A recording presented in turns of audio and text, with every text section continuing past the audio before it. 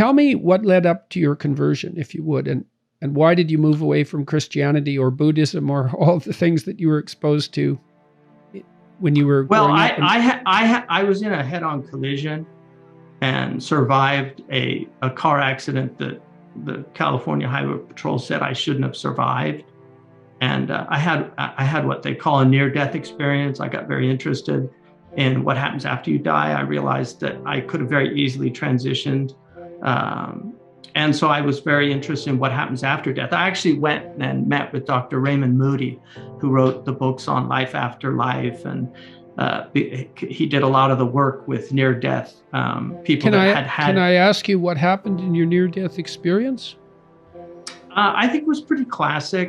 You know, I definitely saw I went into a very different spatial temporal state where everything went into a kind of slow motion. And it was as if the glass was just suspended in air from the crash.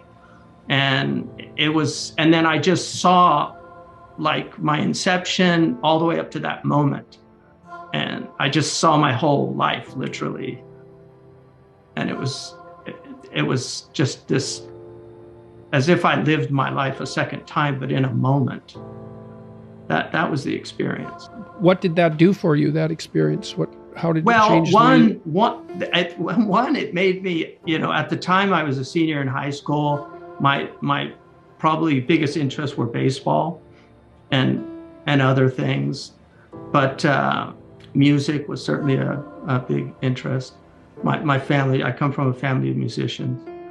So I think what it did is it made me really think about death in a very deep way. And if you've ever seen, there's a film about a man who's in a plane crash, and then he survives the plane crash. And it's a man who had a lot of fears, but he comes out of it. Jeff Bridges is the person. He's like looking at his hands and, am I alive or am I dead? I was in that state for about 2 weeks.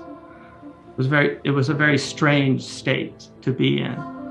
And that got me interested in what religions say about after death. And so I decided to study all the world religions just from that perspective.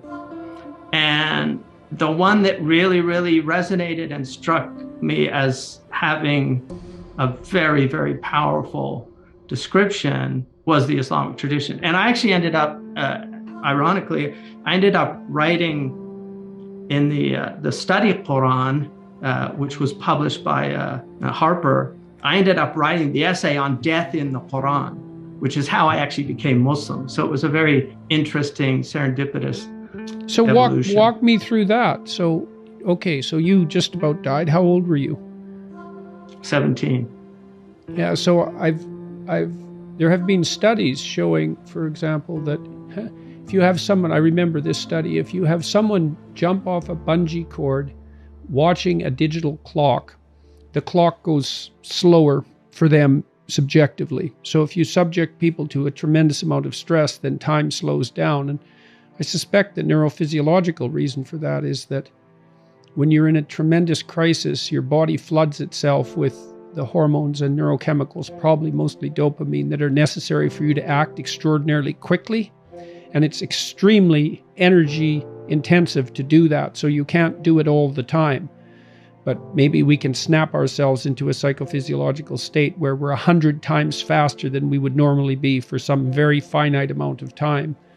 And I'm not trying to, what would you say, reduce this to a physiological explanation. Well, that's a very common reductionist approach. Yeah. Well, an experience that, I mean, you can look at the hard drive aspect of it, but the software is the mystery. Yeah, I'm definitely not trying to remove the phenomenological significance, because that would be foolish. And even those explanations are only attempts at understanding phenomenon that we really don't have access to, because cause and effect is a very difficult thing to nail down. It certainly is, yeah. And that kind of explanation doesn't account for all the near-death experience phenomena either. But I mean, you asked me how, that got me thinking a lot about death. Right. Irrespective of whatever the neurochemical phenomena that were happening within my body, that experience, that phenomenological experience, had a existential effect on me that was very powerful. And I decided that I really wanted to know if I could have died in that moment, which was very possible. I wanted to know what, if anything, happens. And if something happens, how do you prepare for that?